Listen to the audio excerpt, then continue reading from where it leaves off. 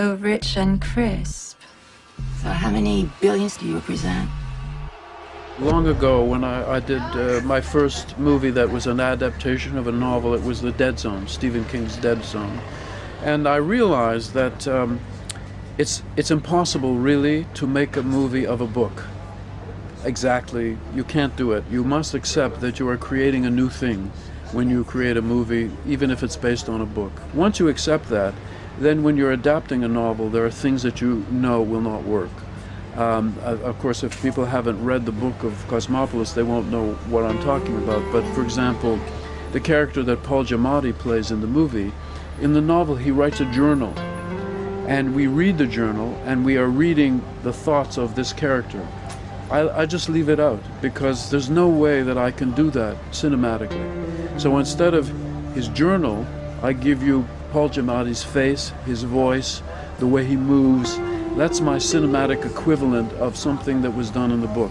And yet the dialogue remains, you know, the actual speaking words that are almost identical in the book and the movie. That I could keep exactly.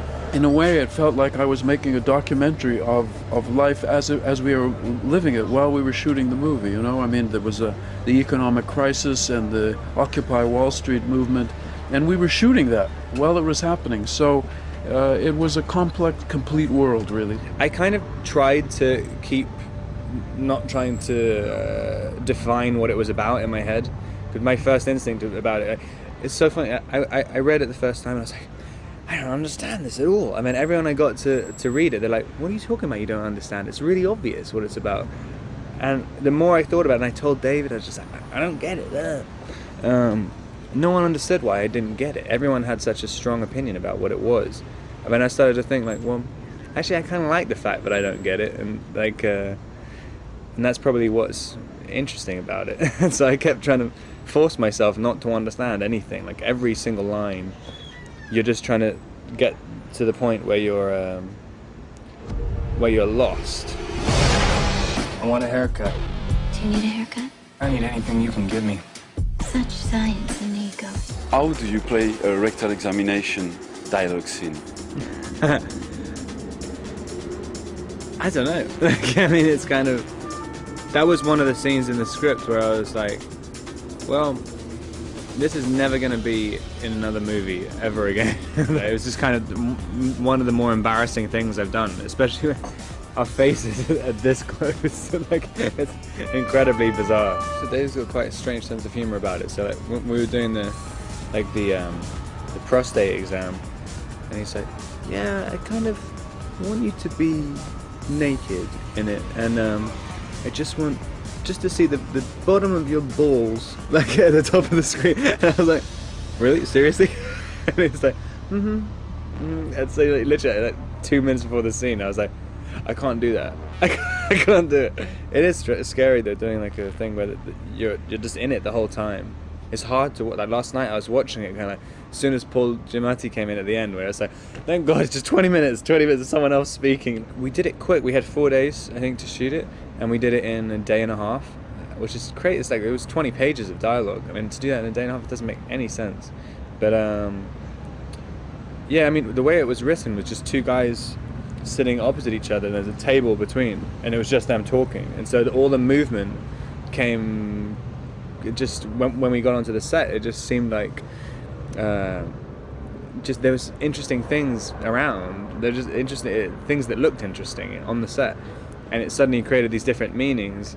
I mean, it wasn't supposed to be like their relationship. The relationship between me and Paul was not supposed to be what it is in the movie. I mean, it's like they love each other in the movie, and they hated each other in the script. It's like and there was supposed to be a big separation.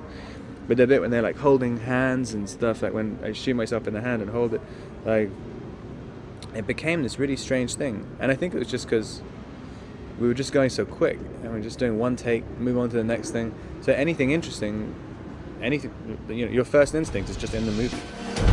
You need to be inflamed, don't you? This is your element.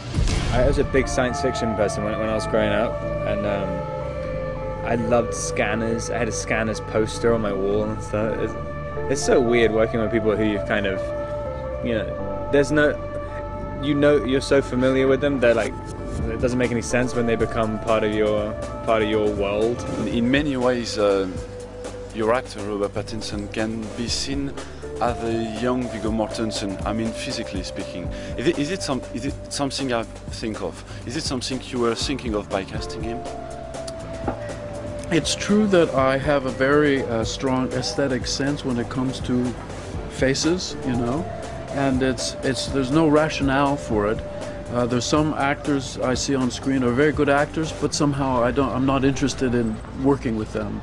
And other actors like Viggo, like Rob, it's not just that they're handsome, it's something else. There's a charisma, there's a sort of interesting eccentricity. They're not perfect, you know.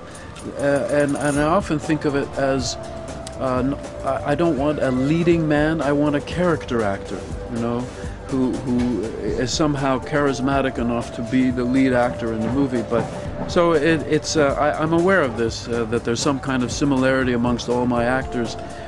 It's just an intuitive thing, you know, there's no rationale.